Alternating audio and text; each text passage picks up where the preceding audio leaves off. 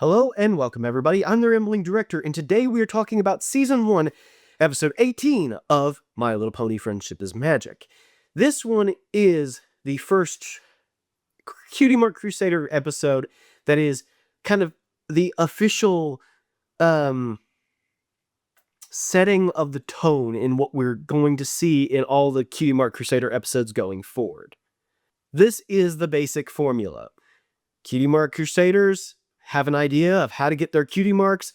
They go out and execute that idea. They do a terribly ridiculous, misguided thing that all the adults in their life have told them not to do or warned them against or told them, why don't you try something else?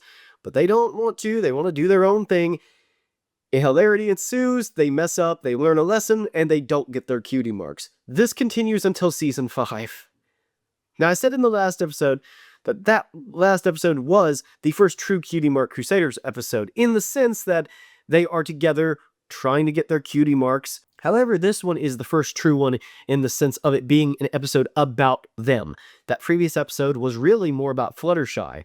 Still have to count it though, because they are in fact going out and getting into trouble and learning a lesson because they're looking for their cutie marks. But this one is all about them.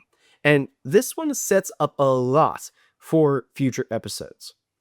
For instance, when we first meet Scootaloo at the opening of this episode, she is riding through town on her scooter. Now, you would expect Scootaloo, who rides a scooter, might have the special talent of riding scooters. I know. Wild. I mean, who would have thought? But I'm not even talking about that, although her talent for riding the scooter does play into a lot of her future episodes.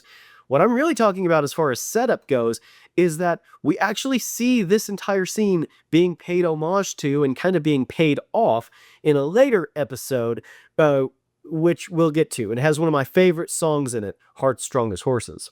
Applejack introduces the Cutie Mark Crusaders to a tree house which she used to play in that is on the Apple family orchard, and tells them that that can be their clubhouse for the Crusaders. And going forward, it is. We never see them use any other headquarters, really.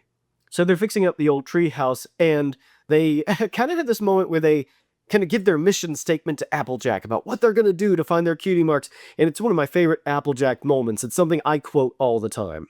They're all talking over each other, they overwhelm her, and Applejack just blurts out, "Well, okay then!" Now, I drive my wife kind of nuts with this, probably, because every time she gives me like 10 instructions at a time, I'll just go, well, okay then. And because that's kind of like my vocal stem for when that happens. And I think she gets the message. It's like, okay, all right, let me make you a list.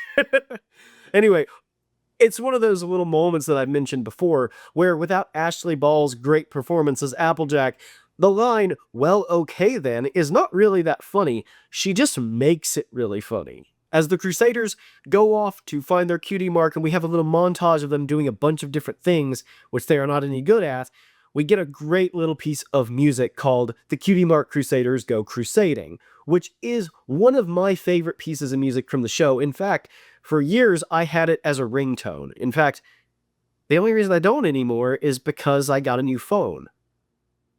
Hold on a second. So Apple Bloom, Sweetie Belle, and Scootaloo all enter into a talent competition.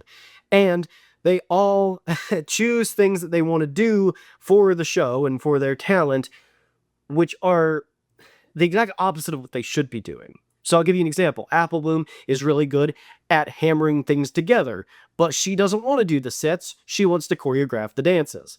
Sweetie Belle is a great singer, but she doesn't want to sing. As you might expect, hilarity ensues. They end up singing a wonderfully bad song in Kiss-style costumes. Again, hilarity ensues as the sets fall apart. They're singing out of key. Everything is going wrong in this talent show, and their act is miserable. But the judges think that it's a comedy act and that it's meant to be bad, so they actually end up winning a prize for it. So this is one of the few episodes where they don't really learn any kind of lesson. In fact, they actually think that they were pretty much correct in what they were doing.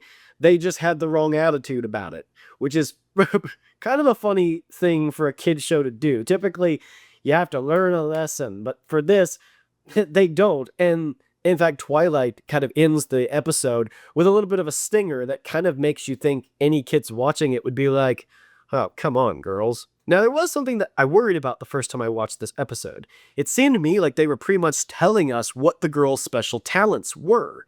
That Apple Bloom would be a builder, and Sweetie Belle would be a singer, and Scootaloo would be a scooterer. Now, happily, that is not what they do. Their cutie marks are completely different, but we have to wait till Season 5 for me to talk about that.